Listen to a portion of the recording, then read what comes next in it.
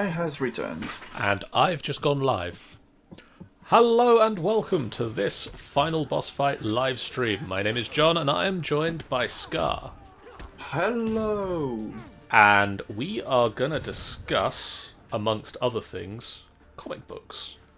And Yes. comic book films and television and animation and such like. And for that, I'm playing the Spider-Man game on PlayStation 4. And I'm playing the Batman Arkham Origins game on PC. damn it. Why is the water such a bad thing for Spider-Man? Get out of the water, Spider-Man! Because spiders can't swim. I don't know.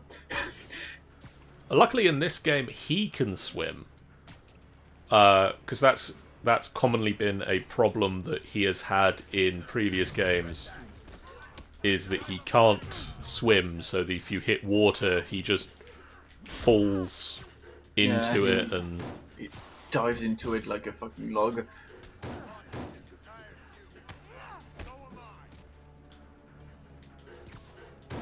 But I think to remember that this is a common problem with most games. Like, Batman can apparently swim in most of the Arkham games. True. Which is a bit of a bummer for someone as cool as Batman to just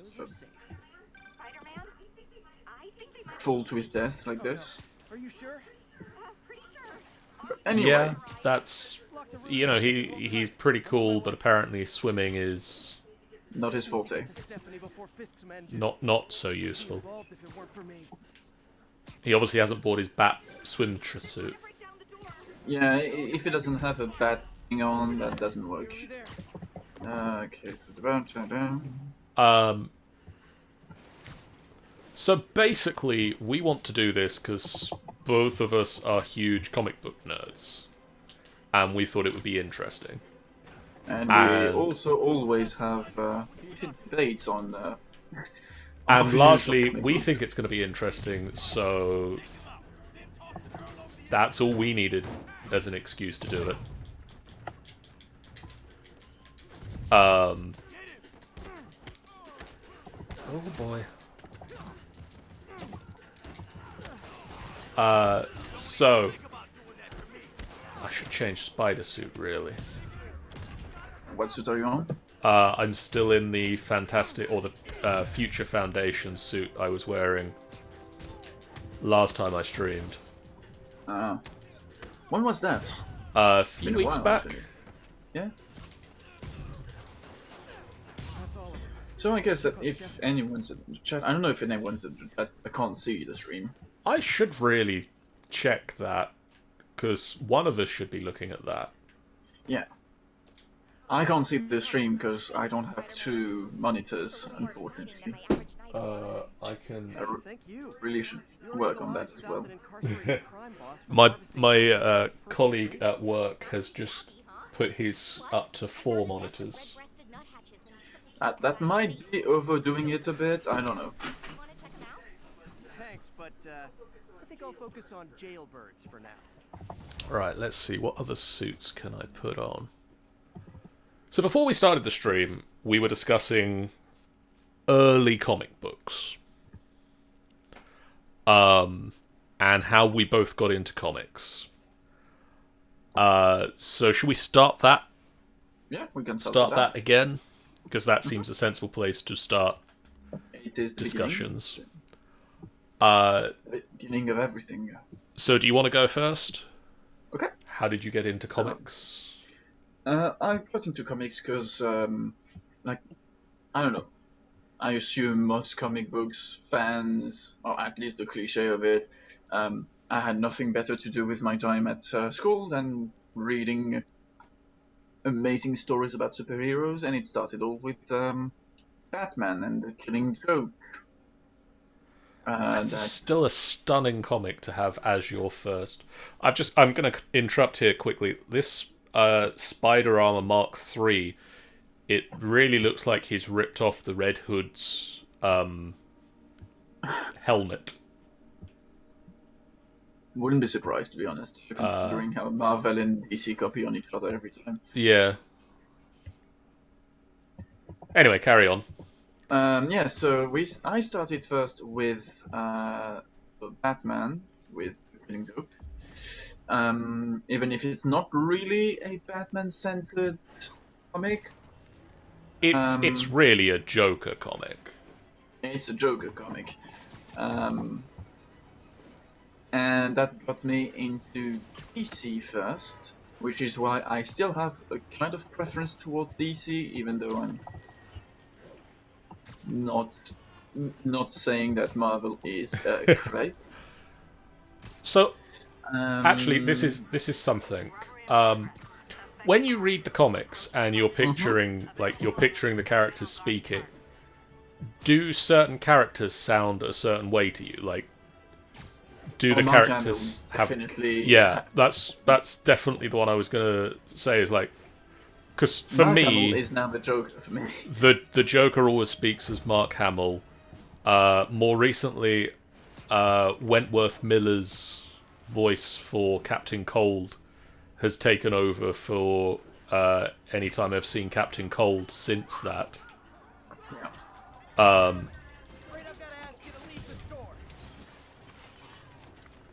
Yeah, Mark Hamill's the Joker has like always been the Joker I go to whenever I read anything with him in, because who else is going to be the Joker?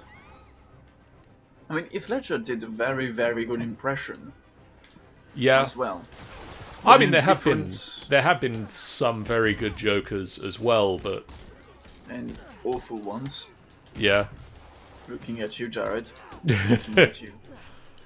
I mean, there are definitely, like, it is... I know that it's a ridiculous part, because really, when you boil down to it, it's an insane clown. Like, the Joker is... Still more to it. Like, the Joker is sensibly one of the only characters in the Batman universe who knows that he's supposed to be insane. So is he really insane? Is he not? Is he faking? Etc. Good old-fashioned hold-up. But it is also one of those roles that you just sometimes you see people and you're like, it's one of those roles that I think I want to see this actor's Joker. I want to see what they would do with it, because it's got such a complex thing. It is a complex role that you can do with nuance and sort of different takes on the part. And obviously a lot of people just now do a Mark Hamill Joker impression. I'm more with Ledger now. Or Heath Ledger, or... I mean, surprisingly few people do the 1960s Joker anymore, but... I mean, it was goofy, but it made sense in worked its well time. for the time. But... yeah, it's one of those things that, like... what was it I was watching? Dollhouse. I don't know if you've ever seen Joss Whedon's Dollhouse. No. But there's a character in it, the insane character for the first season, Yes. who's just sort of mostly for the first season in the background, sort of alluded to, and then you sort of learn things about him, and then he just shows up. And you're not expecting him to show up. You're expecting him to be there at the very end of the season, maybe, and he just shows up about halfway through. Because he's tired of waiting, effectively. Is pretty much what I gather from it. He's tired of waiting for you to get to the bit where he's going to be in it, so here he is now. Okay. Development. And so... there's a scene with him where he's on the rooftop, like, he's on this rooftop helipad, and he's threatening people, and he's just got some guy tied up in a chair. And, like, watching this scene, you could see him if he had clown makeup on, that would be his role as the Joker, and he would do an amazing job with it. Yeah.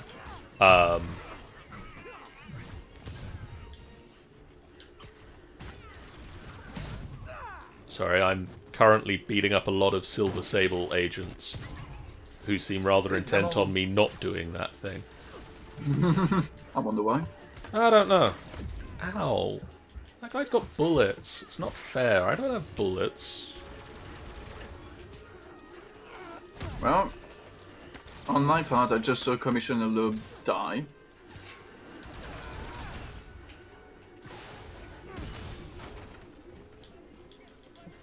Which is kind of a bummer, because I tried to save him. That's always a bit of a negative when you try to rescue someone and you And don't. it didn't work.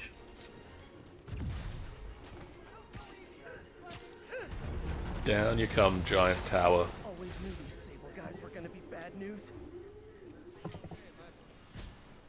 I'll just turn every once in a while and look at the chat.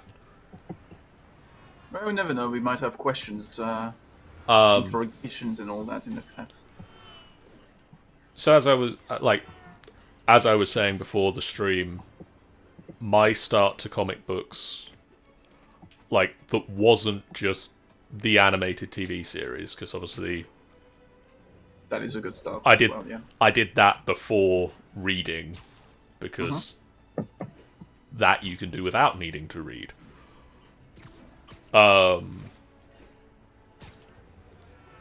I started reading comics back in 1999, many years ago now. I was 2. You make me sad. I need to stop hanging out with you and Maddie and Amy and that, because you just make me feel really old. Well, maybe the fact that you are hanging out with us means that you're actually really, really young. Young at heart. You got to think on the positive. What I've got to do is steal all of your youth, and there we go. I would like to keep my youth. Or maybe if I just we'll time share it or something. You can have some and I'll have some, and You get the weekends, I get the week. yeah, we'll even it out. Anyway.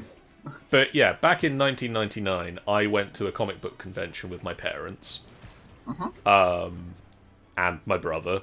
And between my brother and I, we bought a comic, and it was the Ultimate Spider-Man issue 1. It was the first of this new line of comics they were doing that was the Marvel Ultimate Universe, which, if you're not in the loop, viewers at home, true believers, was basically Marvel's approach to modernizing their comics, and also sort of sweeping away that 60-odd years of continuity by saying, that happened in another universe. If you want those comics, go over there and read them. But this is a new universe where the same sort of storylines are going to occur. The familiar things that you know, so, Spider-Man, he was bitten by a radioactive spider. Uncle Ben dies. He goes out on a, he goes out for, great power comes great responsibility. All that stuff still happens, but instead of happening, in the 50s when he wore a sweater vest, it happens now. And, rather than becoming a photographer for the Daily Bugle, he becomes he develops their website.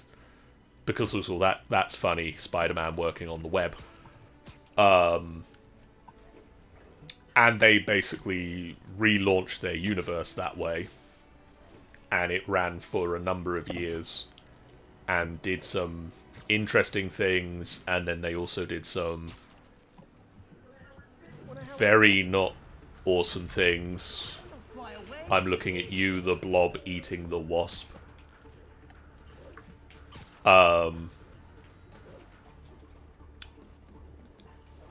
And then I sort of switched over. Not switched over. I still read a lot of Marvel comics, but I started reading DC comics when the Blackest Night event occurred, because my brother is a huge reader of all comics as well, and if we could get him on here as well, we'd be, we'd have a third voice talking about comics.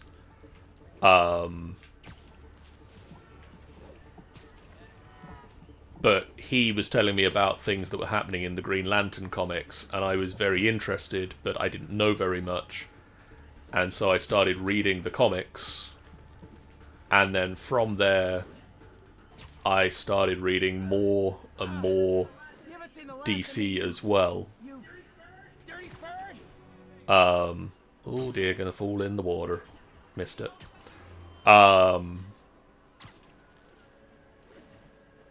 And so I've sort of kept reading Spider-Man and the Avengers and Iron Man, but also now read Superman and The Flash and the Justice League. Oh boy, that's a bad guy base of operations, and I don't want to be here. Don't want to be there. That's a place of nope. But in the end, my preference would always go to DC Comics for a certain number of reasons I'm sure we will cover at some point. But Marvel and DC have more and more done the same thing, so you can't really say that you can only like Marvel, not DC, Yeah. etc., etc. I think It's they do very similar things sometimes in very different ways. yeah, and sometimes you just copy on each other because Imitation is the sincerest form of ow ow ow being shot. Ow, dead. interesting. Interesting sentence. Imitation is the pure form of being shot. Imitation is the sincerest form of flattery, as they say. When they're not being shot. Or imitated. Or imitated.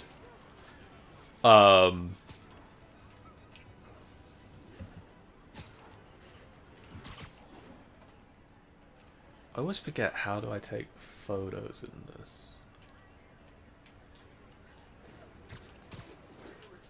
Howard's pigeons. Oh, But pigeon. Alfred is so cool in the Fly game. away, please. Can I talk to you, Alfred? No. Oh.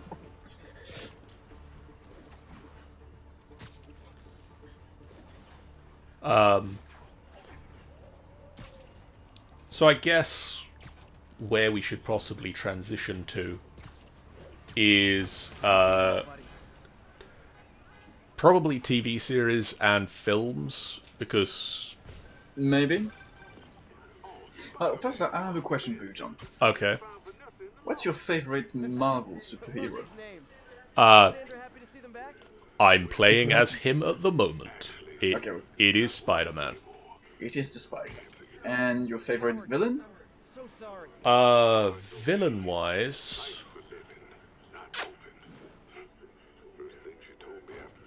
That's a good question.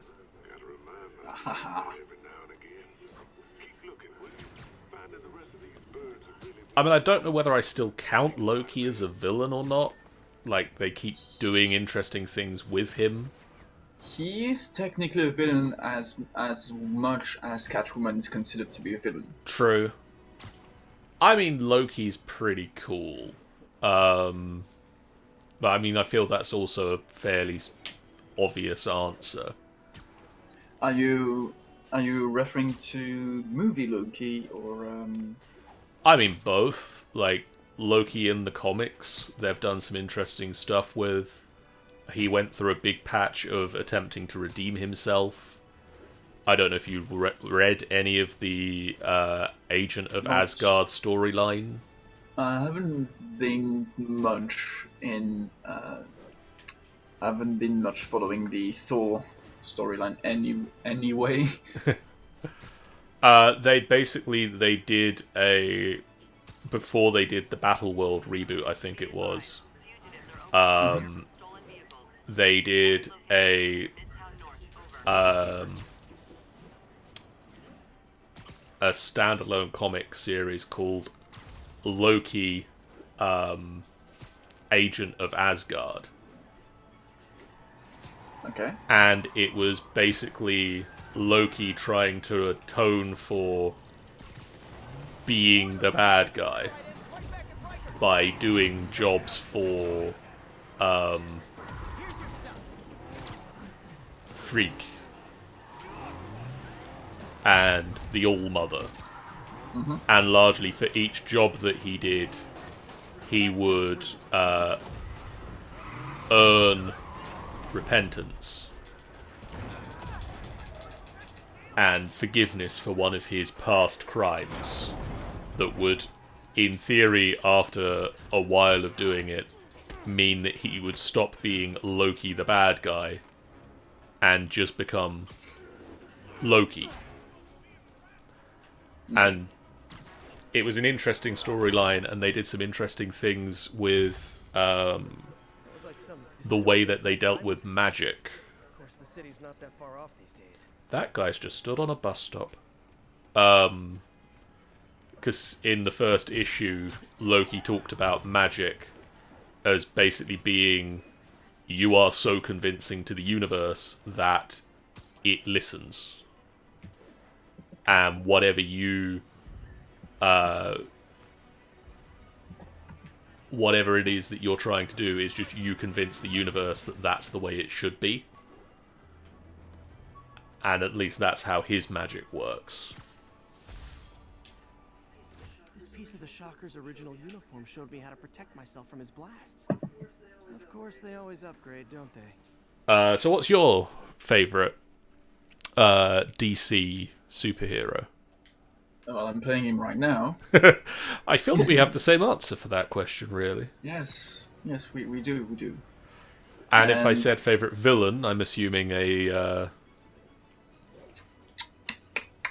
one of his rogues gallery, maybe. I think a lot of people always answer the Joker to that question when they, love Batman. I personally prefer and find more intriguing the character of the Riddler. Okay. Which explains certain cosplays you've done. Yes. I do enjoy Two-Face as well. Two-Face is always interesting. But, unfortunately, I actually like the Riddler. He didn't get as much good performances and actual recognition in the movies.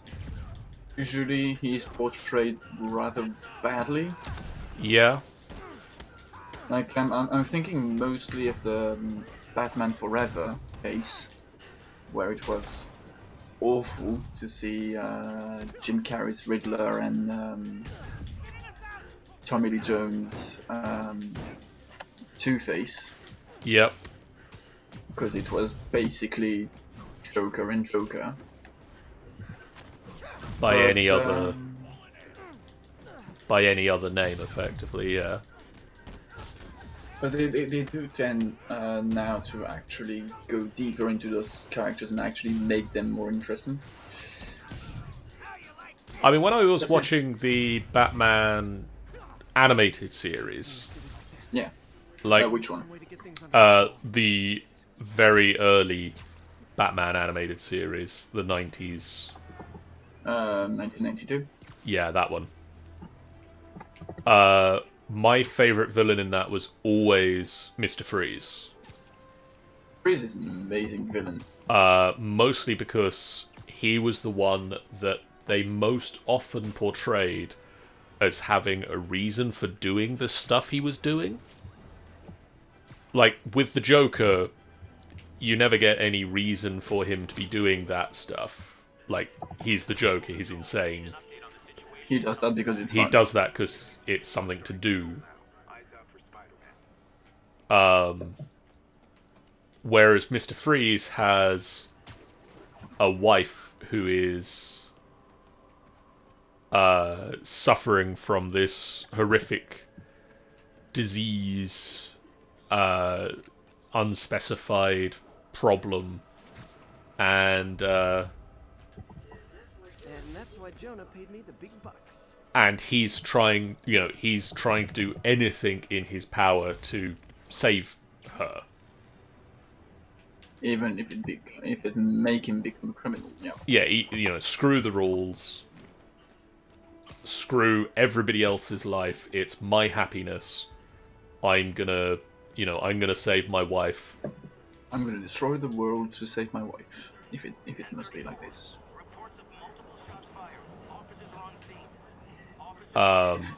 Talking of bad interpretations, I'm assuming Arnold Schwarzenegger. Yeah, Mr. he Freeze wasn't. was not He wasn't was great. not to your life. He was not as good. Who'd have thought? I thought, yeah.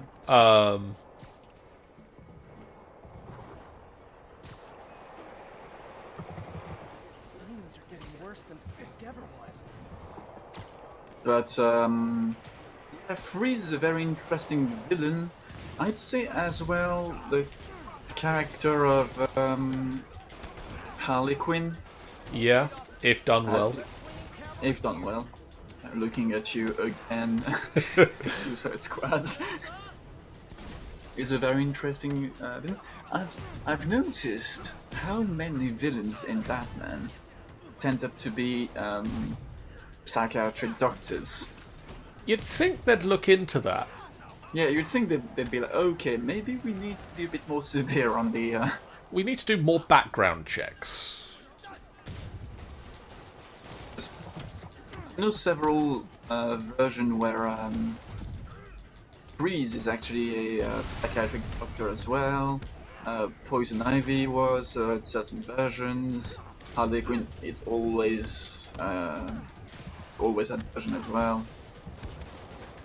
So yeah, at some point you'd be like, Maybe we should look into the background screening we're doing for these psychiatric doctors. Maybe we should stop letting the Joker near them. maybe we should actually just kill the Joker because when you think of it, half of the bad things that happen in Gotham is due to that same guy. It's outdoing everyone else in the whole. Yeah. He's really overachieving. Demons are total fanatics. Yeah. How loyal And what's your DC then, hero? It's difficult to say I like the Flash a lot.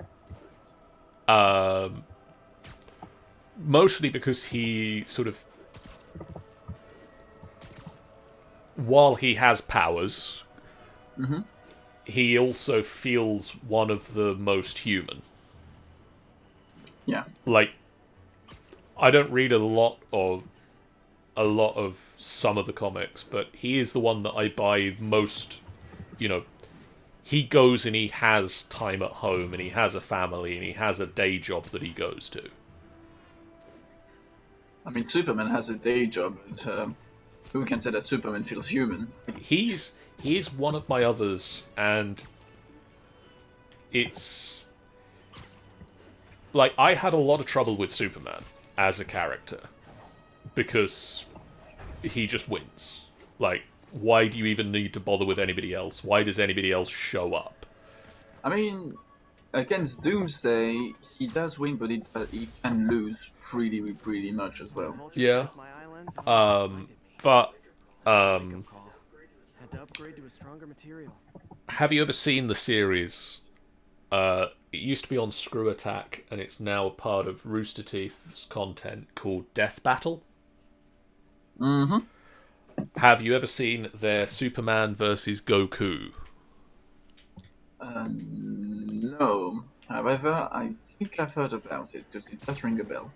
So basically, the Death Battle series pits two people from popular culture against each other in a fight, and they work out from what they do in their own individual things, like what are their upper power limits, and they try to come up with a reasonable, if these two people would fight, who would win in the fight between.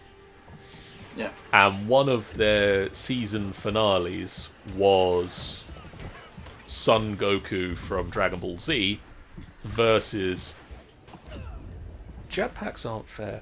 Versus Superman. And who would win in a fight between Superman and Goku?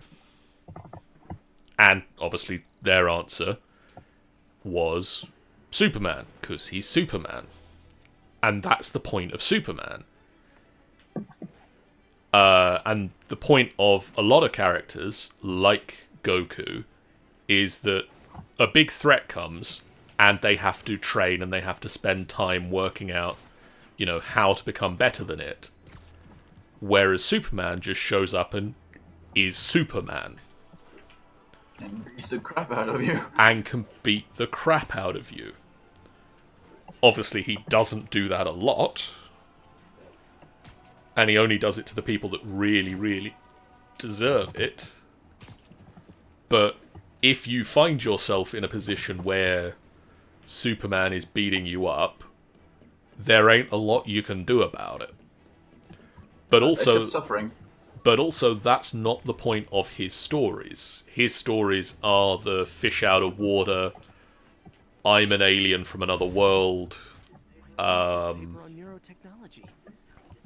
to fit in on Earth, can I fit in on Earth, you know, should I rule it, should I save everybody, or, you know, how much can I do, can I save everyone?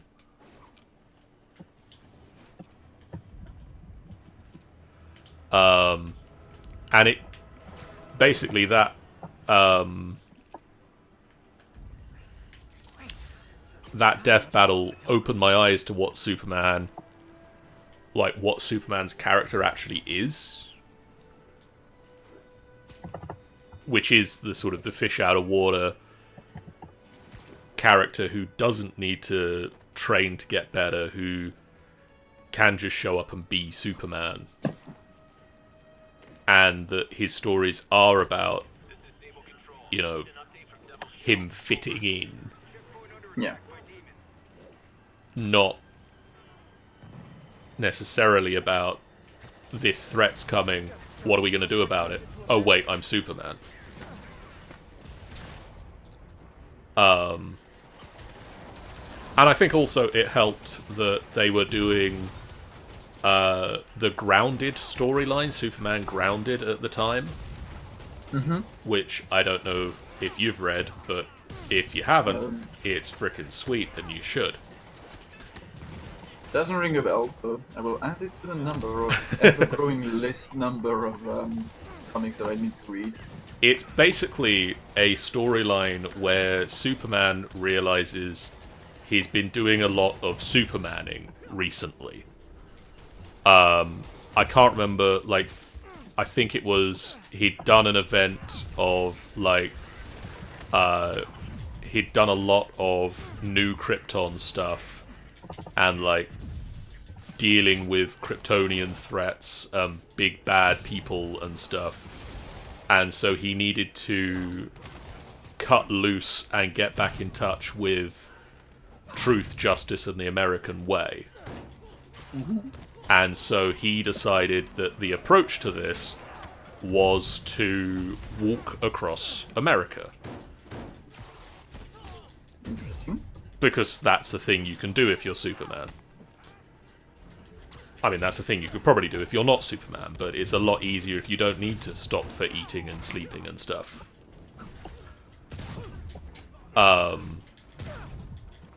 And also the risk of being mugged as Superman is It's quite rather phenomenally small. And if you try to mug Superman, you've really gone for the wrong target. You really want to look into your mugging career. before it crashes. But basically, there's a number of sort of mini stories as he crosses America. And sort of there's like amazing ones where incredibly powerful comics where one of them features him talking to someone who's going to commit suicide and going to throw herself off of a building. And basically he goes up and just sort of stands in front of her. And she says, well, you've come to get me down now. So what's the point? And he basically says, no, you know, I'm not gonna force you to come down. Got an algorithm in the suit that can extrapolate where the kidnapper And she says, like, can you just stay with me for now? And he's, sure. I'm just gonna float here. And, I'll set my earpiece to focus on muffled voices. basically, yeah, he stays with her for the day and some of the night, and then eventually she's like, yeah, it's getting cold.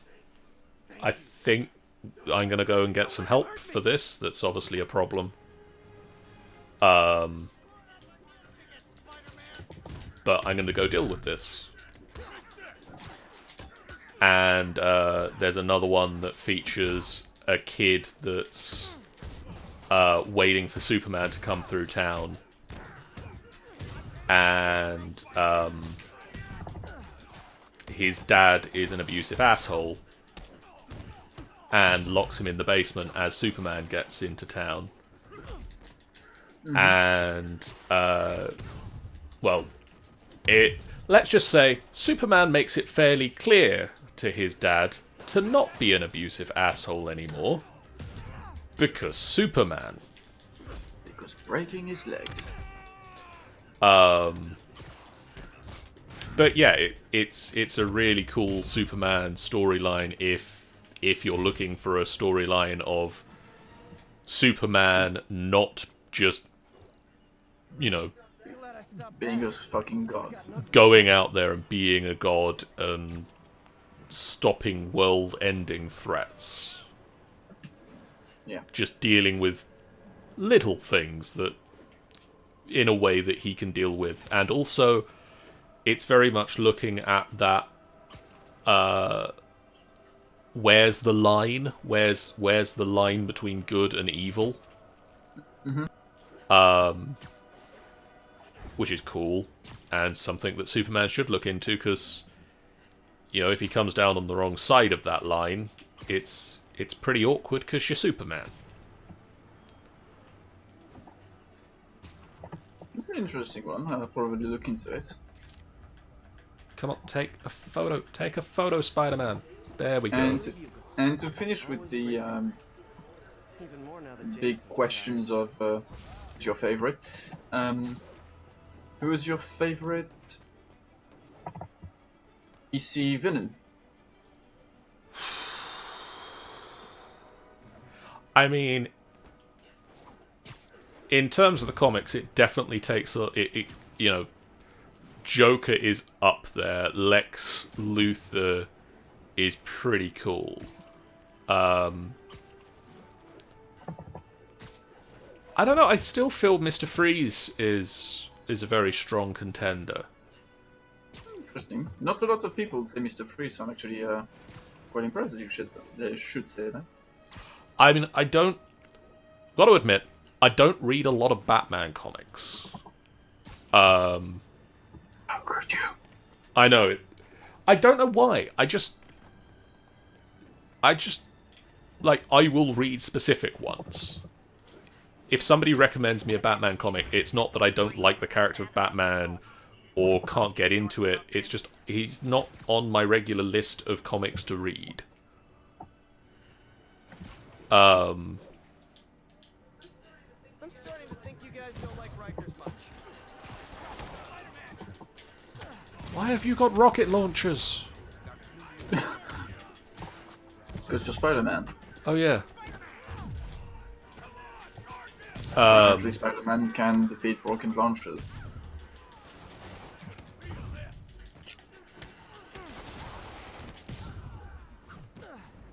So Mr. Freeze for you then. I think Mr. Freeze is up there, yeah. I'm going to just turn and look at the chat. I noticed that Tanny has come into the chat. Hi, Tanny. Hello, Tanny. We're definitely occasionally paying attention to the chat.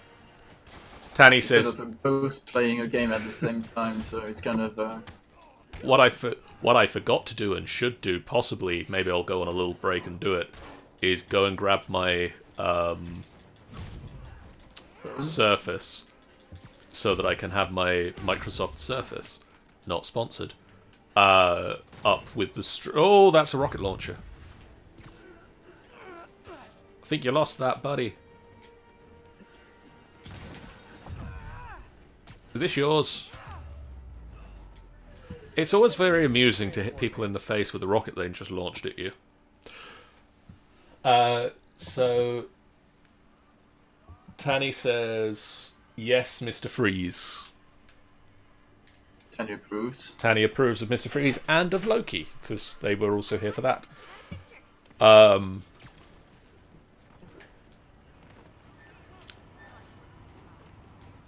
So... Yes. Comic books have spawned a number of spin-off media. TV programs, video games, and movies, to name but a few.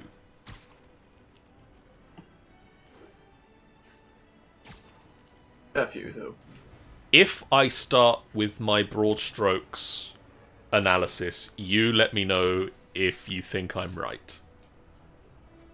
Okay. Marvel movies tend to be very good. DC movies tend to be very not good. So far, so good. DC TV series tend to be quite good. Mm-hmm. DC animated features tend to be very good. Tend to be awesome, yeah.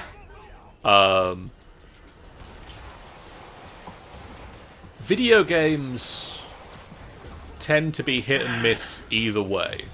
Yeah, it's come and go, really. Like, you occasionally get the very good, such as the Batman games that you're playing, or the Spider-Man game like I'm playing, Injustice that has just spawned an entire DC universe. Itself, yeah. I mean, they've done Injustice comics since the video game came out. Mm-hmm. They've I kind of feel that the DC cinematic universe tries to go towards Injustice at some point. yeah. That's my feeling of the thing. They're starting real bad. That's a New York reality tour for you.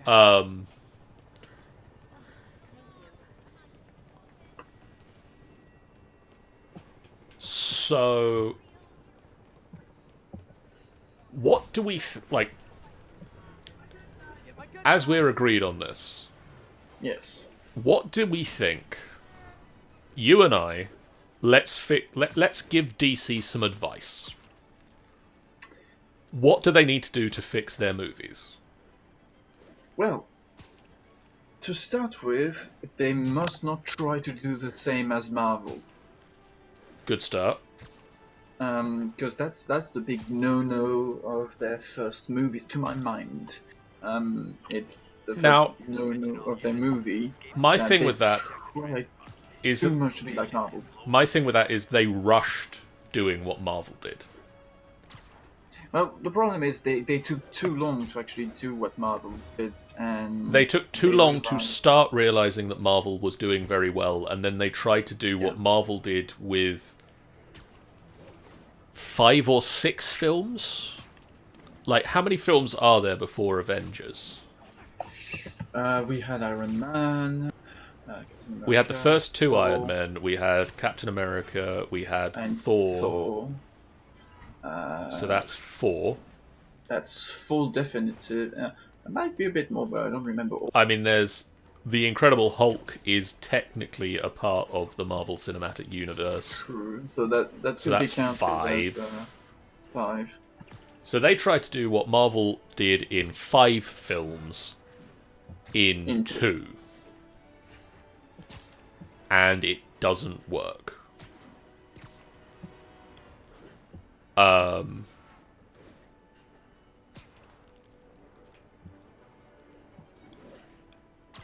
I mean, my advice for DC is that you had some success with Batman being a dark and gritty character. Well done. Move on from that. Not everybody is. The problem is I'm gonna speak about like the Justice League mainly. Okay. Yeah, 'Cause that's a good focus point. that was my big problem. The Justice League is an interesting assessment, but the thing is, what Marvel did, and that was good about their movies, was to present the characters first, Yes. 1v1 to each and everyone, because not everyone is a comic book nerd. They don't all know or know everything about the Flash, about And you can't rely Cyborg, on that. and you can't rely on them knowing everything. So Marvel did that with their own characters. Like, I didn't know much about Thor because I never was really attracted to the Thor comic books. But watching the movie, I was like, okay, so Thor is that guy, it's kind of based on Norse mythology, etc., etc. Okay, I can understand where You you're can now going with follow this. on from that. I can now follow on what you want to do with the character. Now, what they did there is they threw in a bunch of characters that had been never presented, like Aquaman or Cyborg or Flash, Yep. um, and expected people to have the same thrill as watching a Batman movie. Batman is fairly well known because there's been so many movies of Batman, so many versions that you can't have possibly missed all of them. You know who Batman is in some way, shape, or form, regardless. I mean, even the story of Batman is really well known. Like, people usually, even people who never read a single Batman comic book, know that his parents were shot. He became a guy dressed as a bat. Blah blah blah blah blah. Don't look too deeply into that. He's fighting. He's fighting a guy named the Joker, and really, if you got the 3 informations, you know pretty much what you need to understand most of the Batman movies, because they really focus on that. But like, Flash is a way more mysterious character. Many people actually. Yeah. And so the fact that it started like this, by throwing in the 2 most iconic characters of DC, which were Superman and Batman, and then when, like, okay, we presented those 2, have those 4. I mean, we've got. Let's rewind. Rewind DC movies a little bit. First film of this new set that you and I are gonna commission DC to make. Do we start with Superman? Like, they obviously started with Man of Steel. do we start our DC universe of comic book films with Superman? It's marketing wise, because as I studied like movie production and all, I understand the importance of marketing. Yep. It makes sense to start with such things. We start with a big name player. It's either Batman or Superman to me to start with. Yes. And I would say probably starting with Batman is interesting because, to me at least, Batman has this kind of thing around him of, I was a superhero in a place that didn't have any supervillains before me. Yeah. Because I'm here, I've created. It's basically what they say in Arkham City. I've created this problem. When Hugo Strange says to Batman, "You're responsible for this. Your presence creates those animals." Yeah. So starting with Batman would be an interesting point of that, because that could be the start of all this. I would start with Batman personally, not because it's my favorite, but because it's also my favorite. Shut up. because he is an average person, and He's also an average person. he's not an average person. He's a multimillionaire with super amounts of training, and intelligence. But he is effectively a human being. And he. So which villain do we put? Not Joker. Never start. Don't start with a Joker. Because obviously the thing you do is you have, you have whatever villain you face throughout the film, and then you do the thing they do at the end of one of the Batman Begins of you have the Joker card. Big cliffhanger. Big cliffhanger for the next film. And that's what they did real good with the Christopher Nolan movies. That they started with Scarecrow and Ra's al Ghul, not the Joker. And I think the villain for the first movie. The villain for the first movie could be someone like Black Mask, for example. Okay, so sort of a street gangster level villain. Yeah, a street gangster level, but a bit higher than just the mob. Yeah. And you can play with Black Mask by making him create other characters, and you can always have another figure in the movie like Catwoman or anything that can be there and not be the main threat, but also there, like Dark Knight. No, not Dark Knight. Batman Returns, when we had both Catwoman and the Penguin. Yeah. Okay, so we've got movie one. It's Batman versus Black Mask. At the end of it, cliffhanger. Oh no, the Joker's coming up. Yeah, and you got people waiting for that movie with the Joker. That's how you build. So do we then go to? Do we then do Batman 2? I think a Batman 2 would be interesting, yeah. And would be the start of putting more superheroes in it. Possibly, a Batman 2 can always be the start, for example, to put a Robin. I was going to say, do we get a Robin in there? We can put a Robin. I mean, Robin is important in the Justice League. Yeah. So we can like start with a relationship with Gordon, maybe put Barbara Gordon in, not yet as Batgirl, but just Barbara a hint. Gordon. Oh, by the way, look, there's Barbara Gordon. People that know the comics, people that know the character will know that is gonna be Batgirl, but she's not yet. Like so far, we would have well, obviously Alfred. Definitely, you've got to. Lucius Fox must be there as well, because otherwise Batman can't get his stuff. And so we then have Dick Grayson shows up and is Robin. Yes, and you have Commissioner Gordon, daughter Barbara. So you have a fair amount. You've got a nice Gotham City contingent.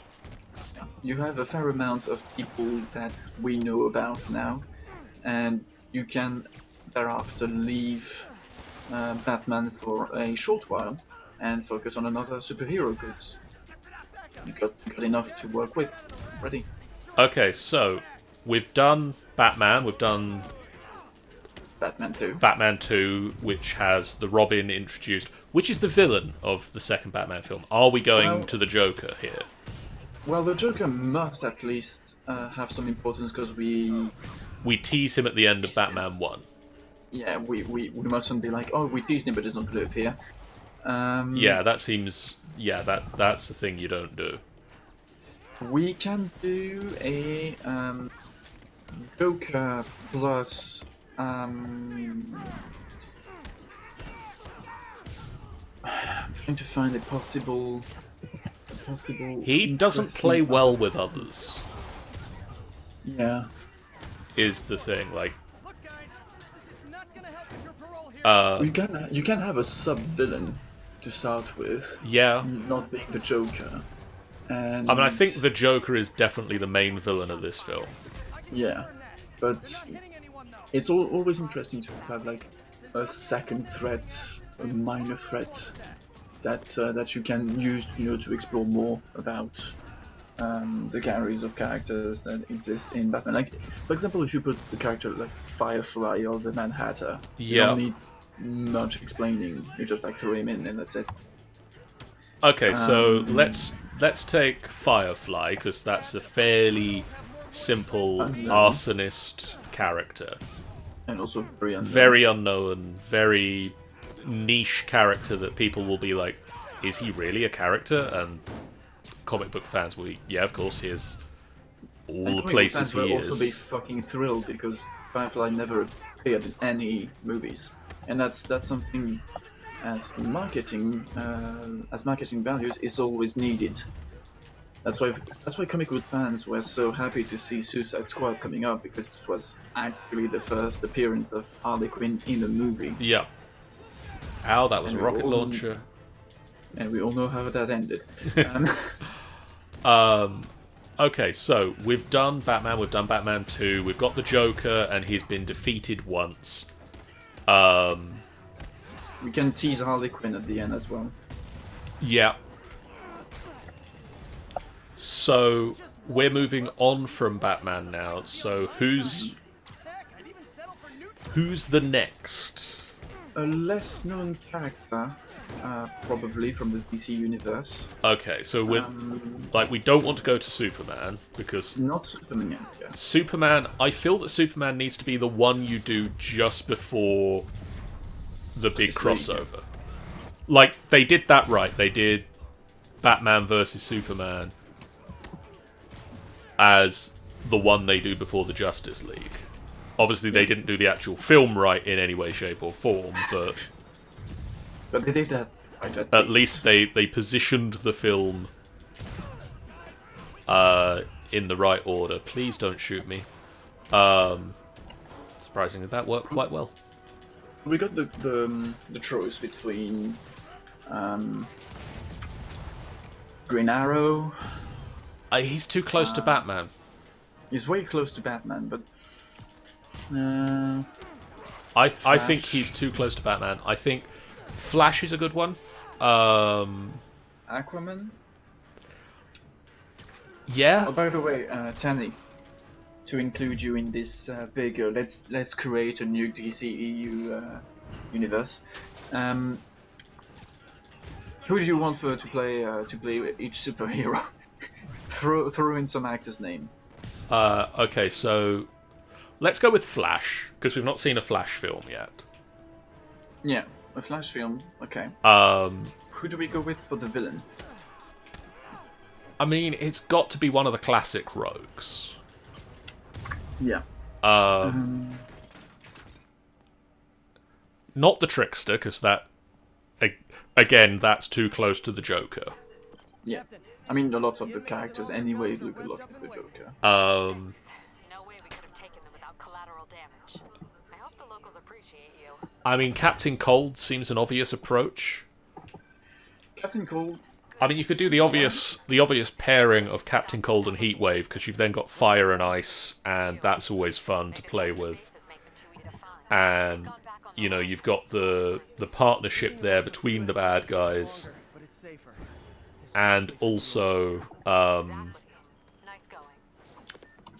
they work well as fighting the Flash. Yeah. Because obviously the Flash runs real fast, but that don't work too well if you slip on the ice. Or get hit in the face with fire. Especially if you're running toward the fire. Especially if you're running at it. So do we do the Flash's origin story? We can do Like, the Flash origin story. He gets struck by lightning, he gets chemicals, he becomes the Flash, he fights these two and he takes them down, and they go to Iron Heights. And maybe there's references at Iron Heights to other villains? Yeah, we can try that. Which one would you have in mind, for example? I get the feeling that you'd have some of the rogues at Iron Heights as like, oh, like, now he's put Captain Cold and Heatwave away. Oh, look, there's Weather Wizard is also there. Oh, we know what that means. Like, it's, you know, the rogues are getting together. Get the feeling there's something here I should be doing. Oh, that person's under a car, and they probably shouldn't be.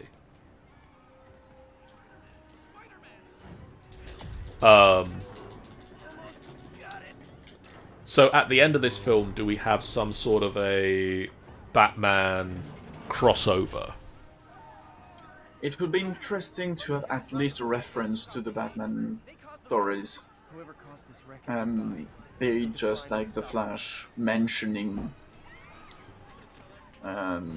this, or like have a small hint of this is all in the same universe. We're not just doing Outright, here's stories Batman. yeah. So I don't know if we go like full crossover where we have like full on Bruce Wayne coming in, etc. Oh shit! I revealed Batman's true identity.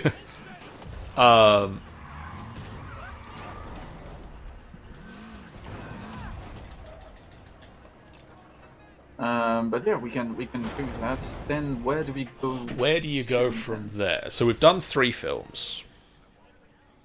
We need more superheroes. Like we've done a Flash, we've done 2 Batmans. I think we can start to go for a Wonder Woman movie. Yes. Because it's not set in the same timeline. No, do we do the same sort of thing as the Wonder Man movie that there was?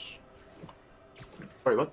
Do we do the same vague storyline of, like, Wonder Woman coming across in, you know, previous times, and she's now here, and, you know, you have the storyline at the start and end of she's seeing, you know, the Flash and Batman, and she's deciding, oh, actually, maybe it's now time I come out of exile, retirement. It's time for heroes.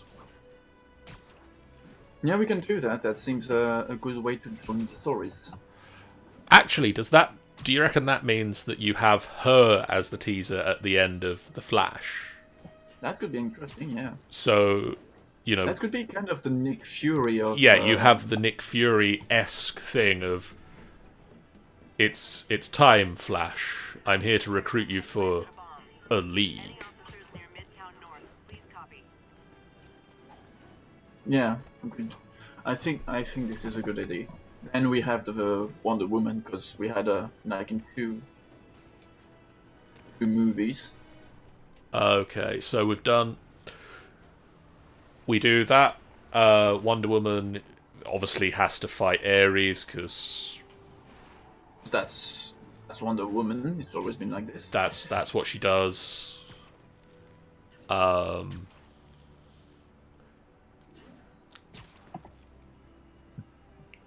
Do we have anything in the chat, by the way, about all that we're saying? no, not at the moment. I don't know if my chat's frozen, maybe, but last thing I'm seeing on there is Tanny saying, "Yes, Mr. Freeze." Okay. Um, So we got Wonder Woman coming in. so we've got Wonder Woman coming in. We've got Wonder Woman is gathering, at least, has approached the Flash. So do we go for a new superhero, a new unknown one, or a very much more known one? Well, that's the thing, is like, we are now 4 movies into this DC cinematic universe. When are we aiming to get the Justice League together? I think the good moment to have the Justice League together is when Superman appears. Okay, Because so Superman can be kind of the catalyst for the Justice League to be needed, because he brings way more dangerous threats, yes. godly creatures. Okay, so I think we've got one more film before Superman shows up. So we got the choice. I think a movie that could be interesting, because we got The Flash, we got Batman, we got Wonder Woman. Yep. Another member that is crucial to the Justice League is, to my mind, is Cyborg. Okay. What do you think about Cyborg movie after this one? I'm liking it. I'm thinking that it's... I'm wondering if we have Robin feature in it heavily. Yeah, I think this could be a good And way to link them together. It's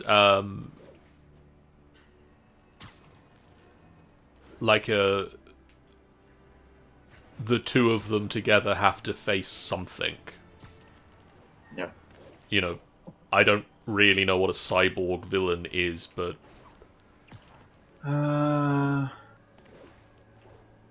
we can try and get a kind of general criminal. yeah. You could use Deathstroke. I mean, Deathstroke and Slade is very much you're into Teen Titans territory. So And that fits very well with both the Cyborg Robin and and Robin. Cyborg. So you can use Deathstroke, yeah. Although the thing is, what I kind of want from this villain, whoever we have as the villain in this film, I want them to, in some way, be foreshadowing the appearance of Superman and whatever big threat is trailing behind him. Well, you could always have Deathstroke work with someone who is behind all of this, like Lex Luthor, for example. Okay, yeah, that makes sense. So Lex is doing something. Lex is always doing something, so that's and not like surprising. Lex would be the actual hidden villain in the movie that you just realized at the end was a real villain behind all this. And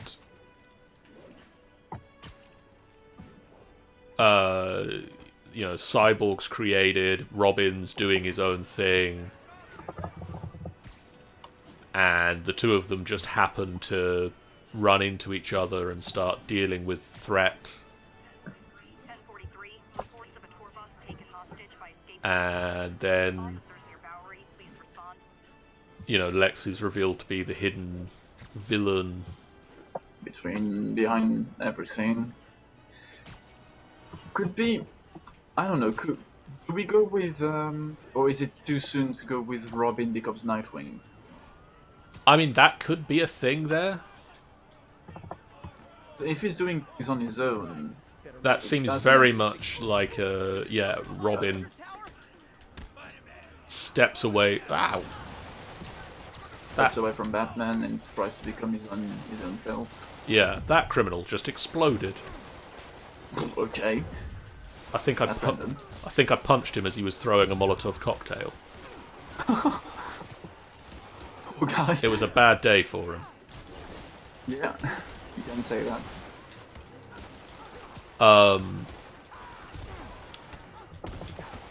Okay, so we've now got Cyborg, Robin, or Nightwing.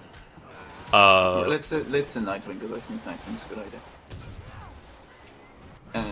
And We've got- next movie we can introduce next Batman movie we can introduce Batgirl Yes. with Batman.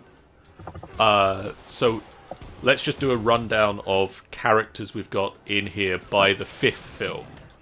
Hold on, I'm just going to take a paper and take some notes. We've got Batman. Yes, Batman, the Bruce Wayne, the one and only, because I'm not hearing anyone say to me that there's other Batman. We've got Batman. We've got Flash. We've got Wonder Woman. We've got Cyborg, and we've got Nightwing. Batman, the Flash, Cyborg, Wonder Woman first, yeah. Wonder Woman, Cyborg, Robin / Nightwing. And so is the next film Superman and the Justice League? Could do so. With Batman, we introduced. Let's remember. We said first Black Mask. We said first Black Mask, and then at the end, teaser of Joker. Then Joker. Then in the second Plus- film, we've got Joker plus Firefly, plus teaser at the end for Harley. plus Harley. For the Flash, we had Captain Cold. Captain Cold and Heatwave. Heatwave. Okay, ma'am? And teaser at the end is Wonder Woman. Yep. Wonder Woman was Hades Because that's... I'm not the best person to help with That's how it relationship works. problems. and then then... we have Deathstroke versus Nightwing, Cyborg plus Lex Luthor. Okay. Don't worry, Carmen. I'll So find yeah, out we what's got going on. a small growing array of characters, and I think a Superman movie can then make sense because we've got Let's see if I can find him. like we got the beginning of gods are starting to appear back because we got Wonder Woman and Hades, Yes. and we got the Lex Luthor is preparing for something. So like we have prepped the arrival of Superman. And you Okay. can always finish the thing of Lex Luthor with a kryptonite thingy, or I don't know, Nervous. like something to hint that it's going to be a Superman movie next. Yeah. Then we got Superman. Straight on. I guess we can in the Superman movie go about his Gotcha.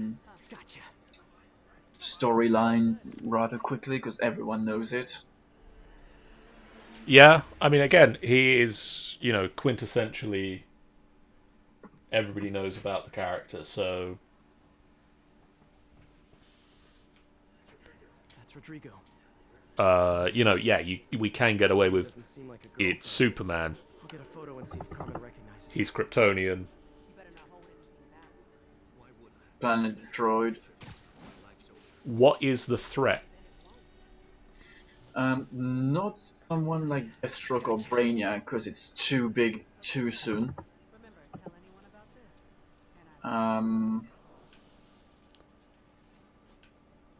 Zod is usually a good bet, really. I think they did that right in the first one, to have I'm uploading a photo to you. him against Zod. Look familiar?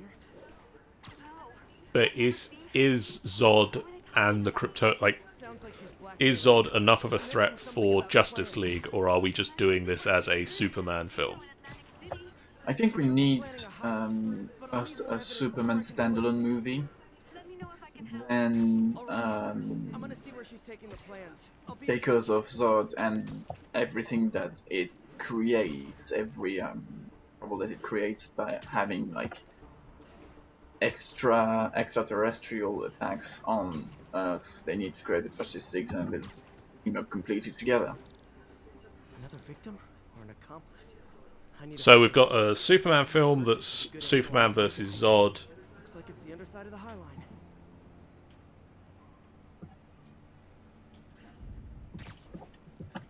Yep.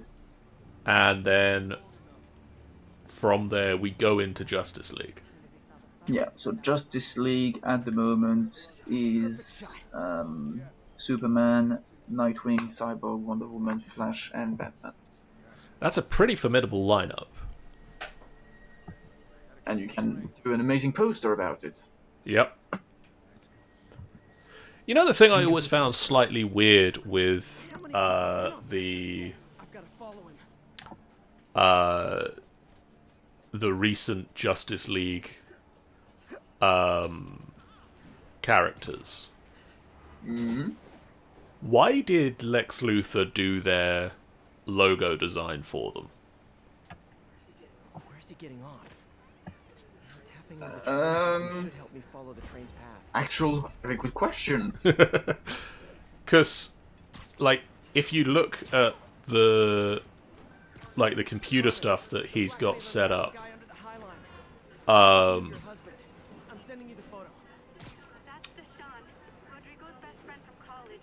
he has the full logo designs for Aquaman, for Wonder Woman, and for Cyborg on that computer drive. So why has Lex done Work for them. artwork for the Justice League? I'll let you know what I find out. I mean, that's It's another example of lousy, it's probably also something you're thinking far too much into, but but it makes no sense when you think about that's kind of what we're here for at the moment. it, and it shouldn't make no sense. So anyway, we got a main group now, so we need a big threat to go with it. I should head over near the subway exit. Wait for him to get out. So what's the big threat that brings the Justice League together? Because it shouldn't just be an alien invasion. No, and you can't just go with a That office building. oh my god, Brainiac's here, etc., etc. Yeah, too easy. And especially not what they did in the actual Batman vs Superman of I'm going to use Zod's body to create Doomsday. Spoilers for those who didn't see, but really you haven't missed much.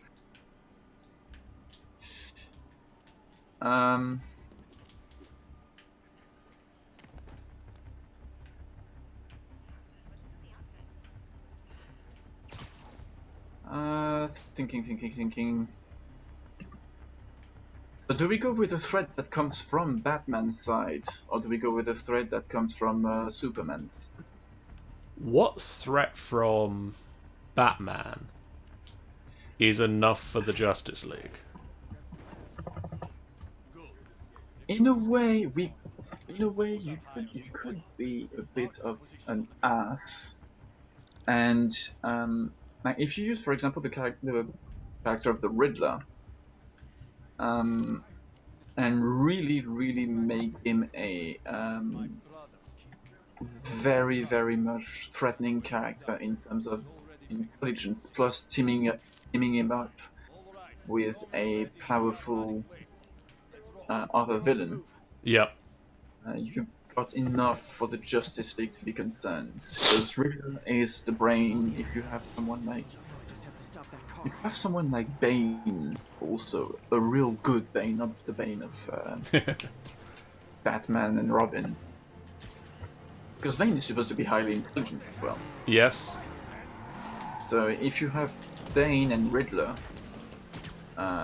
or a combo like that, not especially Bane and Riddler, something like that. But basically Riddler and the strong one.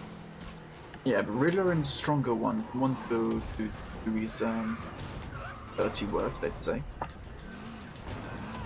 You got enough, I think, to worry the entirety of the Justice League. Okay, so let's not go with Bane. I don't think Bane's a good idea because I don't see him teaming up with someone as the Riddler. Also because we've seen Bane a lot in the films recently. True. What about Solomon Grundy? Solomon Grundy, interesting. Bit more unusual, that's for sure. I mean, he's somebody that not a lot of people know about. He's fairly straightforward. He also presents the opportunity for Hey, Carmen. uh, Husband's pal and his team an just had their trip to beautiful Atlantic not a City. huge but an undead threat. Yeah. Something that would be enough to, Which would require the Justice League. and probably Superman to beat I've got a him. contact on the force. She'll help I you reckon out, he's especially if you'll he's a explain good to me bet. about the blackmail. And would be easily usable for the Riddler. Yeah. So yeah, Solomon, let's go with Solomon Grundy. So Riddler teams up, works with Solomon Grundy, Or uses or uses Solomon Grundy. Because basically Solomon Grundy is a cult, so like Riddler could basically bring him back to life. I think he could, knowing how intelligent he's supposed to be. Yeah. Cool, I think we've got a good thing here going. Let's get in touch with DC and get millions for this. And tell them you did everything wrong. Fortunately, you have nerds like us to think of this. Why did you spawn me in falling off a roof? I mean, I'm And then you can Spider-Man, go with so... the rest of, have more different characters, such as Aquaman and all. Well, I mean, I think after that, you need to do a Batman 3. Yeah. And obviously, we've got Barbara Gordon becomes Batgirl, and also Harley Quinn and Joker. I think Batman 3 could be Batgirl appears, but also you can have Harley Quinn, Joker.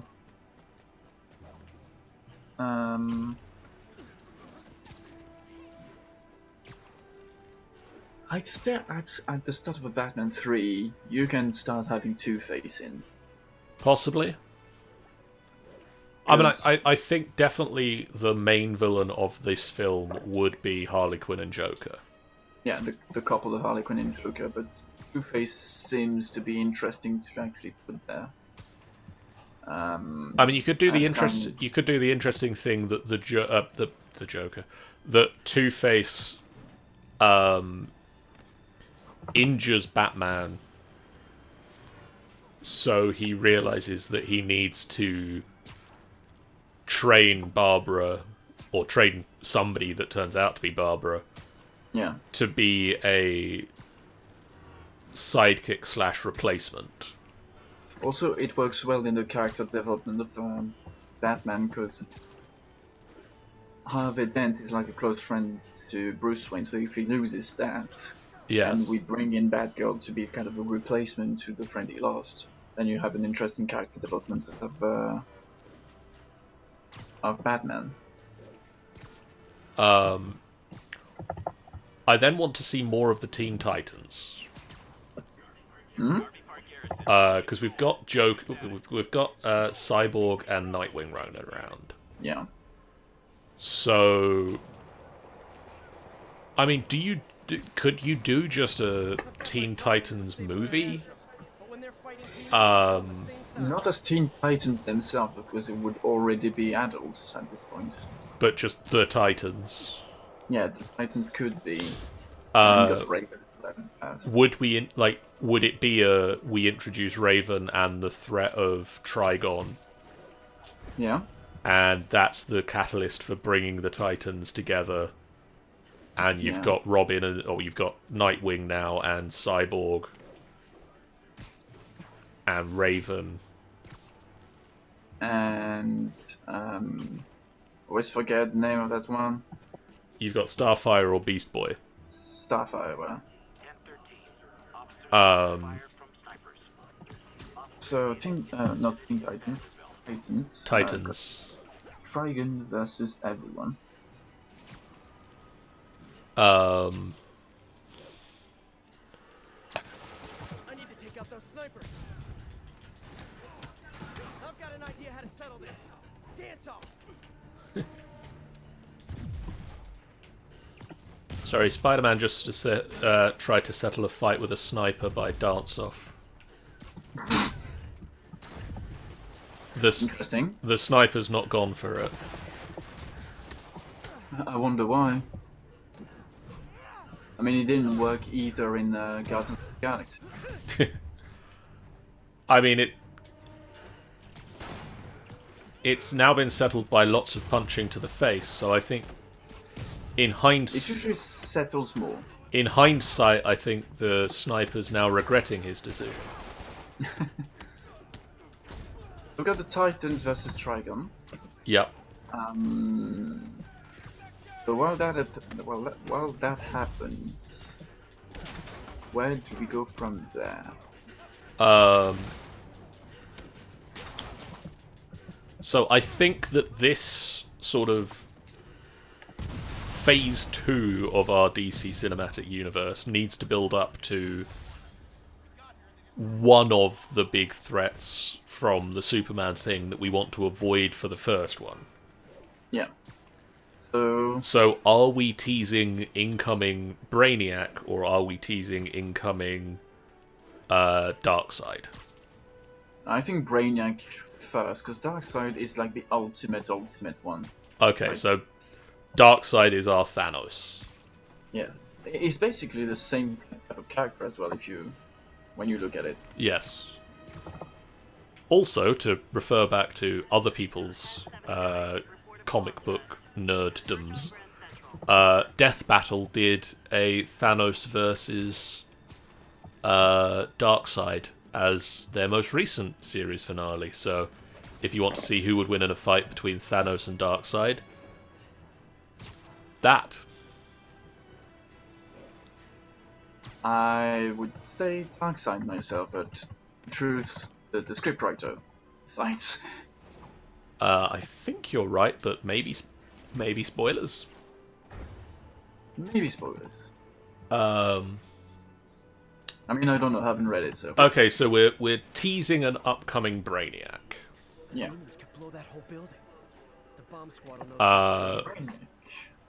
So What's the situation, officer? what do we do for that? We want he's coming to Earth, so do we need somebody who's not on Earth to know the threat is coming?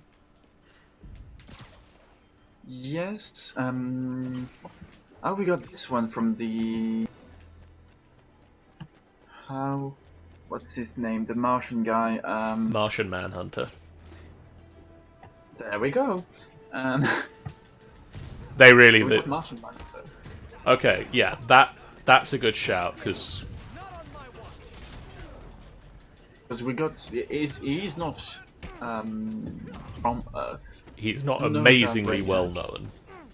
and he has never appeared yet in a movie either. Plus, he's super strong. I mean, So he could actually be a good contender against Brainiac.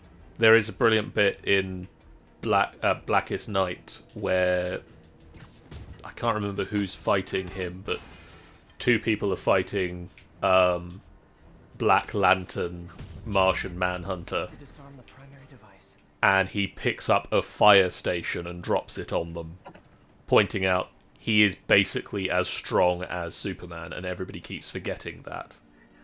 I get sweaty palms.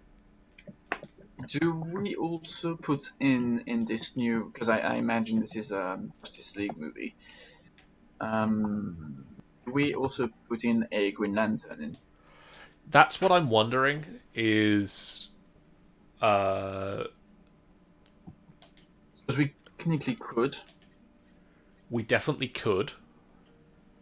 and then have the Green Lantern movie standalone. Like, the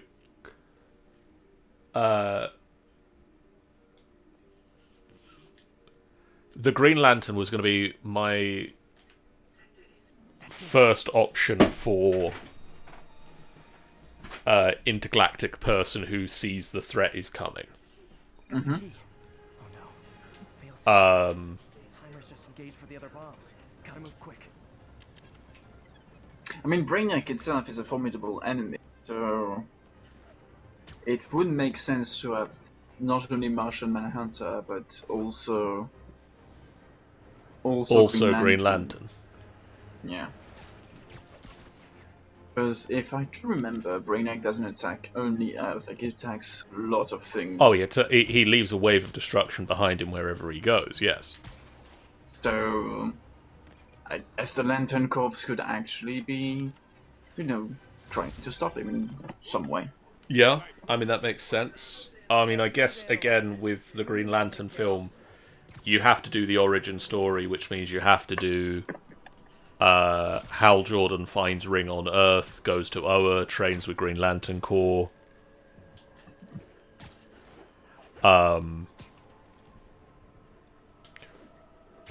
Who is our villain for the Green Lantern film?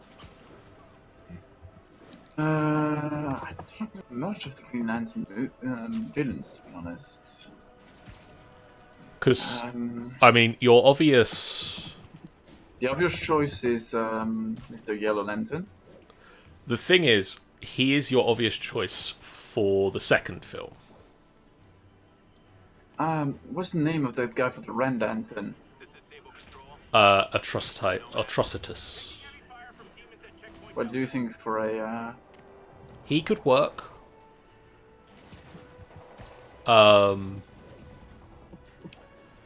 See, the thing you do, like, what they were even doing in the Green Lantern film that we did have was Sinestro shows up and is just the best Lantern ever.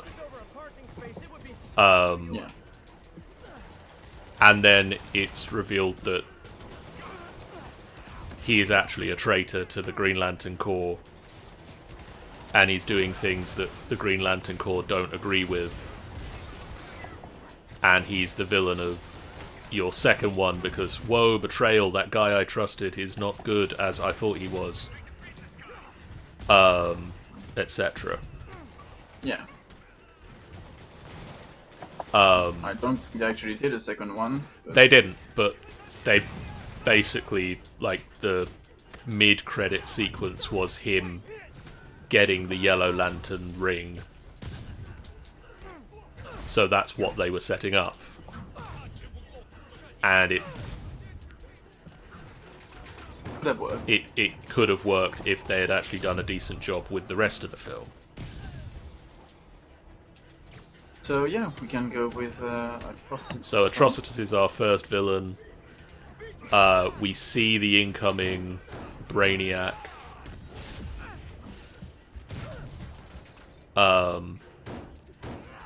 Green Lantern. Atrocitus.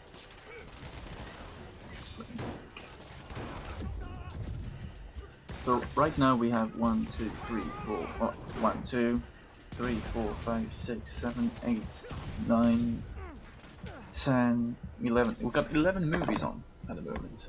We're going pretty well. It's slowly but surely becoming something.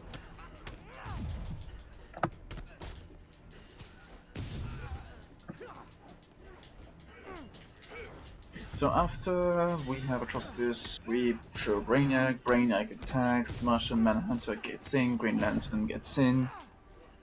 Lost him. Gotta be more I mean, then is it Green Lantern ends with Brainiac coming across space. Yes, He's far away from Earth. Everybody. Green Lantern goes, "Holy shit! That big-headed spaceship." Because really, Brainiac's spaceship is just a giant head. yeah, A lot of the time. with tentacles. That ship is heading towards Earth. I better go back to Earth and protect it, and let the people know. And there's that weird bat guy in Gotham. Maybe he'll help or something. I don't know. I'm probably not the script writer for that segment. Maybe somebody else wants to touch that one up, but There's that big dude with bad costume. He'll help. ... the big guy with the S on his shirt, maybe. Or the Amazon girl. We don't know yet. We'll see. I'll see what one of them will hopefully help me. I'll ask around. Maybe I can form a league. Oh no, wait, they've already done that.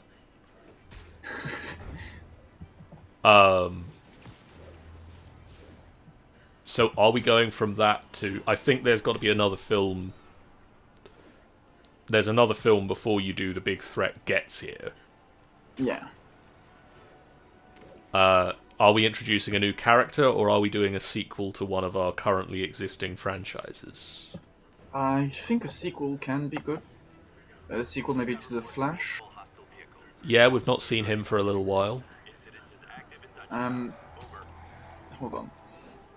I don't remember. Is The Flash anywhere near Mr. Green Lantern? Mr. Green Lantern is on Green Arrow. I mean, they have a fair amount of crossover that they do. I'm not sure how much of that is... Like, I know there's a fair amount in the comics they do, and also they frequently do it in the TV series, because they're the two main characters of the TV series. Yeah. Because we could try a... basically... Flash movie and Introduce Green Arrow. And introducing Green Arrow in the Flash movie. It's a bold move. I don't think Green Arrow's backstory is as intriguing as the other. I mean, the thing is, his backstory works perfectly well as long as you don't have Batman around to screw it up by being, and I did that too. I did that too, and better. Oh, you saw your parents die? Oh, me too. Your Oh, parents can fly. you're a millionaire. Oh, well, yeah, me too. Oh, you trained for years. Yeah, I did that. Oh, you trained on an island for 5 years. No, I trained for my whole life to be this good. The most annoying guy ever. I'm you, but better.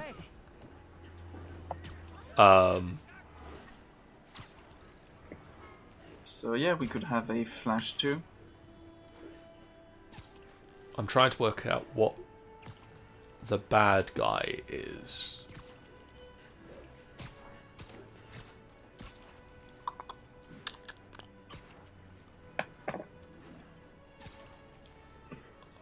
I have a Bureau of Villains as well. Okay, here's a thought. Go with me on this. We've got Brainiac coming. Yes. Brainiac, obviously a robotic threat. Yeah. We're doing a Flash film. Yes. What if the villain is Grid? Remind me who that. Grid is the crime syndicate's version of Cyborg, Okay. which is basically the cyborg half of Cyborg Sick people counting on that given to up survive. on the human part and just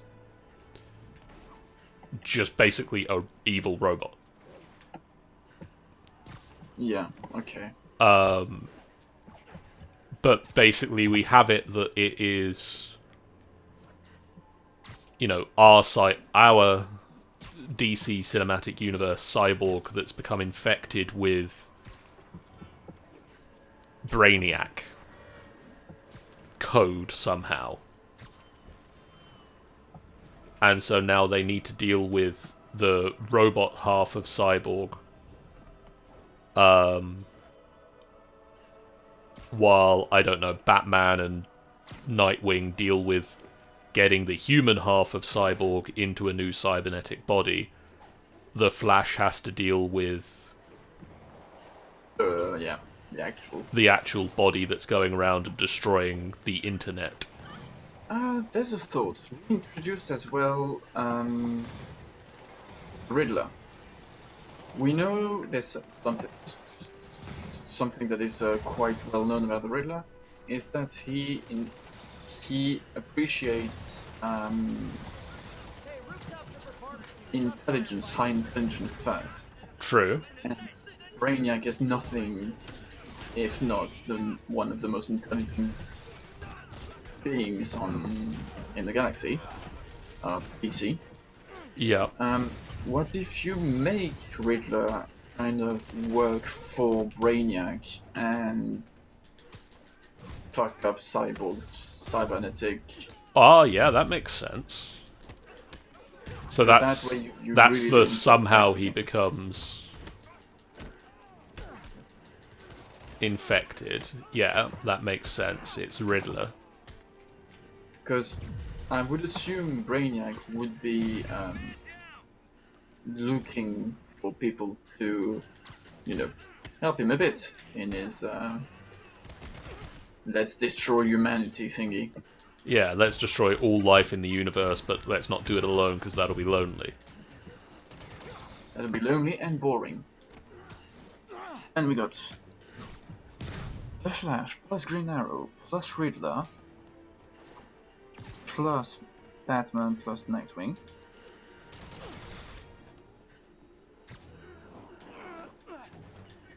Plus... Stop hiding behind that.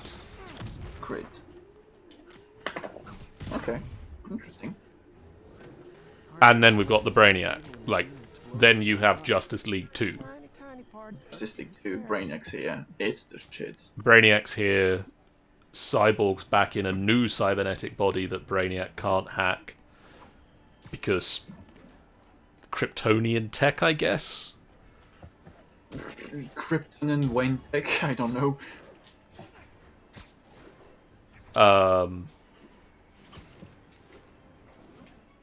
You've got all these new Justice League characters. Everybody comes together and saves the day. Everybody goes out for shawarma afterwards. Because Bruce Wayne, because he's too cool for that.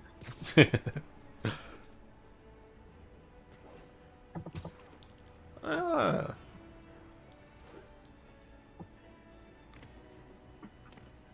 Well, I think we took this in an interesting direction. Yeah. I think we have enough to DC, go we're to go to DC. we're expecting the checks in the post any day now. We'll get back to you on casting. I will let Annie and other people choose because they usually have good ideas on that. I would like to make a cameo somewhere, and In every movie. And maybe not in every movie. I don't want to do a Stan Lee, Oh, but come on. Stanley became as famous as he is to everyone because he does a cameo in every. I mean that. I don't know if the Into the Spider-Verse cameo was as heartbreaking for you as it was for me, but Jesus. Well, both this one and the one in the actual Spider-Man game was quite heartbreaking. Yeah. I mean, I still think there was that post that came out on Facebook a few years ago that pointed out that, Stan Lee has the cameo in every film, and then one day you'll go to a Marvel film expecting the cameo from Stan, and it won't be there. Yep. And there'll just be a black title card at the end saying, In memory of Stan Lee. Which will probably be the end game number 2.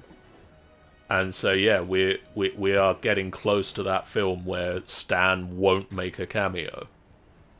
And should it simply be the last of the Avengers as well? But no, I mean, I would like to pick a character. I don't know who, but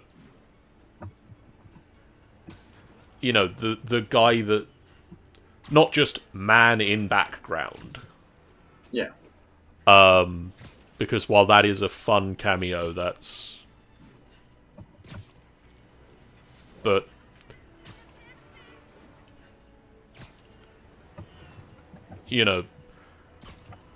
something that's a slightly small role that can be in the background of some of the films and occasionally make a witty remark. I'm trying to think. The sort of Alfred. Yeah. I mean, obviously not Alfred, because Alfred is a major part of the Batman films. And also, you're too young to be Alfred. Yes.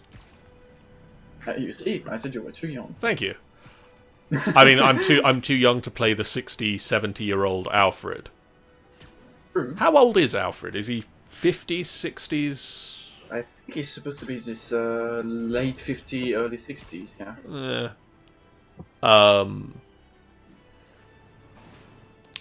But that's that sort of character where,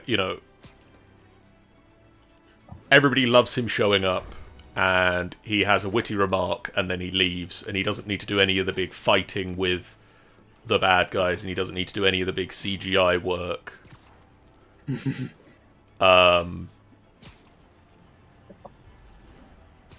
And I just get to show up every so often, and everybody smiles when my cameo arrives. And then I go away, and Next movie. everybody else, everybody's happy about it. I mean, there must be someone. Maybe someone at the police station in The Flash or something. Possibly. But somebody named as well. I think that's important. Is that somebody named, probably even from the comic books, so that it's a reference that comic book fans will. Like, they included that character in the comic, that character from the comics in the films.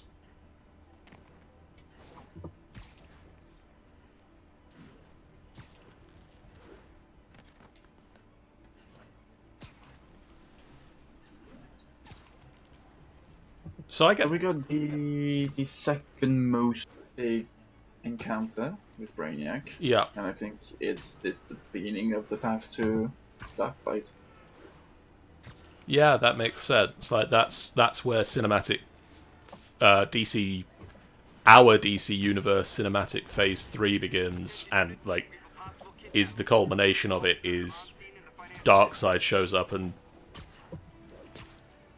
presumably they beat him eventually, but it's difficult.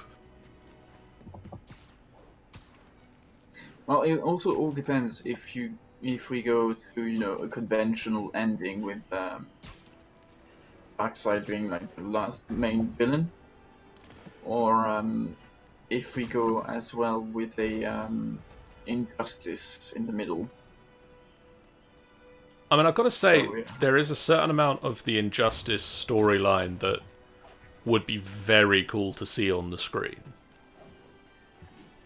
But it also does not lend itself well to continuing on from it afterwards. Like, that would be that would be the culmination of the universe. I've got my problems with Sable International, but when they're fighting demons, we're on the same side. A couple more cool outfits and we can start a pro wrestling league.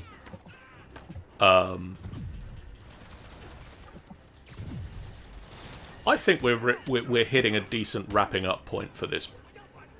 I was going to say podcast. This is practically a podcast for this stream. For this interesting debate slash let's redo the DC Let's universe. redo your jobs, DC. Because you fucked up. I also like the idea that we'll probably come back to this again at some point and talk more on this. Also, Captain Marvel's out soon. Yes. Uh, Punisher unfortunately doesn't get a season 2. Punisher isn't out soon.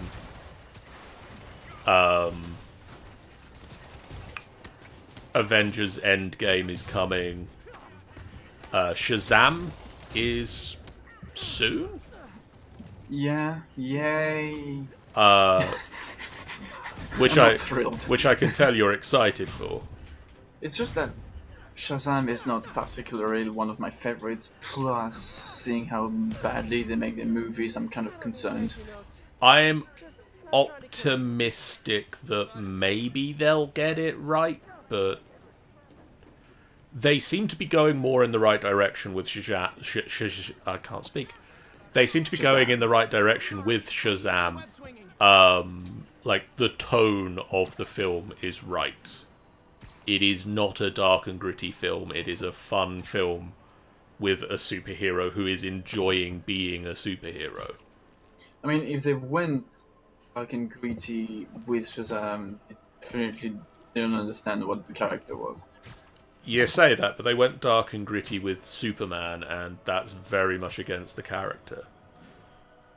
They didn't. I wouldn't say dark and gritty with him. They tried to do a Batman with him, which doesn't work. Yeah. So I get the feeling there will be plenty more for us to talk about on this topic. Oh yeah. Or very similar Possibly topics. The upcoming movies, the upcoming... Because I know they got the new season for Gotham as well. I should watch some of that. I shouldn't watch that, apparently. I get the feeling. It depends completely on how much of a Batman nerd you are. I'm a massive Batman nerd, and when I see some of the things they do in Gotham, I'm like, you're fucking kidding me. I mean... So just killing characters that shouldn't be killed. The other thing, actually, I've just thought of that would be interesting. What was the name of that film? Let me do something that's very bad while being on stream and stop playing a game for a moment.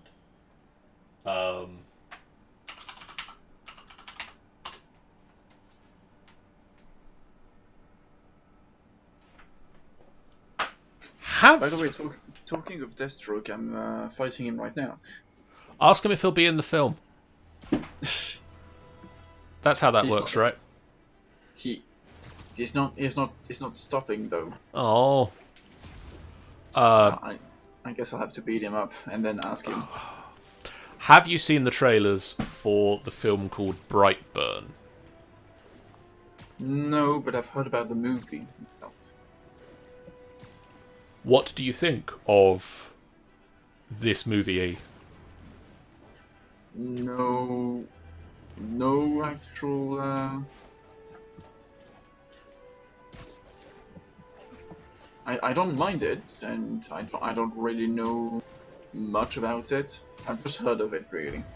So basically, for anybody playing along at home who doesn't know what Brightburn is, Brightburn is a film that's coming out sometime. May 24th in America. And it's basically the Superman story, but what if he wasn't? What if Superman was a villain? What if he was actually... What if he was actually the protagonist or the antagonist in a horror storyline? It looks interesting. It does. Like, it is literally just that. It is, farmers in America who can't have a child, hope that they can get a child, and one falls out of the sky in a spaceship. Suddenly. As they do if you really, really hope for a child. That's how it works. They fall out of the sky in a spaceship. And they agree that instead of doing anything else, they'll adopt the child and bring him up as their own. But unfortunately, he develops superpowers. But he is evil for reasons of I don't actually know why he's evil. He just is. But there's a lot of the horror of him, like, floating around, and he's got heat vision, and he has a mask that is like it looks like a sack with eye holes burnt into it, because he's got heat vision, so he's heat visioned through sack. And there's just this one shot in the trailer of him floating in the doorway of the school kitchen, and his teacher is stood at the other end of the kitchen, and like the door is locked, and he heat visions his way into the kitchen, and then he's just floating there in the door, and then right at the end of the shot he just zooms forward at full super speed into the teacher, and then the trailer cut, so I don't know actually what happens next, but I imagine not good times for the teacher. Possibly death. Probably. But it looks like a very interesting look at a potential Superman-esque character. But with the difference of he's evil now. Or at the very least, scary and uncontrolled. Not instilled with truth, justice in the American way. Jammer I whipped up to jam Vulture's wings. Too bad he improved them after that. I'm seeing. So, Okay. it might be something worth looking at, and we can also discuss that, probably, Yeah. I'll try to look it up. if we both see it when it comes out. I'll try to look it up before we do this again. which I assume we'll do it before next Comic-Con. I would have thought we'll do at least one of these before Comic-Con, because that's May. That's in May, yes. I mean, I say, next Comic-Con I'm going to is hopefully going to be Birmingham. You're going to more Comic-Con than I am. Well, I mean, it's closer for me to go to Comic-Cons in England than Yeah, you. roughly. For some strange reason, I don't entirely know, but We'll see. the little thing called the English Channel has a Tendency to get in the way. Yeah. If only you could move. But I'm going to keep that, to keep the New DC universe. The new DC films. We're just waiting for. I don't actually know who's in charge. Is it like Jeff Jones is creative writer for them? Do we have to get him to get in touch with us? Do we get in touch with him maybe? Well, you know what? I'm going just to look at. I mean, should we ask? Like, do we get in touch with Kevin Smith maybe? I know that he's into DC films, and he could maybe do it. He could maybe put in a good word for us. I won't hurt you. Maybe.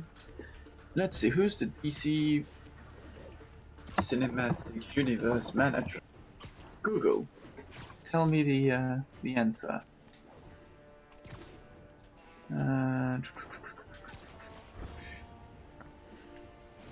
Apparently Jeff Jones. Yeah, okay, so we'll just get in touch with him. And we'll let him know that he can take a break and we'll do it. We'll take it from here now. Have some holidays on the house.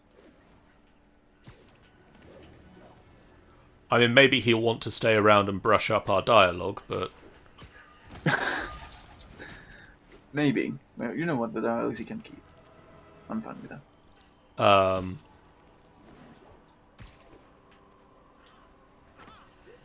This tower. Yeah, I think that's a good wrapping up point. We'll be back for more of this at a later date. Samy and I will both be back on Sunday for Tomb of Annihilation. Where now that the Tomb team is back up to full strength and no longer any unwanted animals amongst the party, they're gonna hopefully be exploring the north end of Omu and finding out what is there. And survive the encounters that they have there. And then on Monday, I will be back with Sean, and we will be working on some more Minecraft stuff. I'm hoping to kick off some stuff for Draconic Evolution, which will give us some awesome weapons and armor. And I think Sean might be working on getting Samy and Maddie into the game. I don't know if Sammy's actually heard of this yet, but we're hoping to build them into the game. I'll tell him about it after the stream. I'm discovering things. And next Friday, I'll be back with Samy, as we go back to Space D&D, the Space Odysseus A-Team, in our big fight with everything from the sounds of it. Mainly pirates, yeah. Mainly pirates, but very big monsters and things that can crush us in a single hit. Does a lot of damages. And also the B team's going to be there, so lots of friends in sort of a Avengers Assemble clusterfuck. Avengers Assemble. This is a clusterfuck, but still. All of the Avengers, please. It's time for everybody. I even call in Howard the Duck. I mean, there's got to be an emergency someday that's big enough that they call in Howard the Duck. Like, you know it's getting really bad when they have to call in Howard the Duck and... I mean, Howard the Duck did appear in the Marvel Cinematic Universe, like... Twice. So they really want him in. And then next Sunday, I'll be back with Storm King's Thunder, when we will be dealing with the continuation of their Waterdeep-based adventures as they hunt down Talon's wife. So I'll see you for that as well. For now, actually, let's see, is anybody streaming? Hunting Talon's wife, because apparently in SKT being married is crap. Yeah, I don't know, like, obviously Tomb of Annihilation, you've got a couple of people that are married, and it's working out real well. Honestly, the real only happily married couple is Luz and Kriv. Renala and Theodas seemed to be I mean, okay for the most part. in Esquite. Oh, in Esquite. Not- Let's throw a raid at Aravel, who is currently streaming Deponia the Complete Journey for Game Blast, which is a charity stream. So we'll do that raid, and we'll see you guys next time for more of some sort of a craziness. For now, farewell. Bye.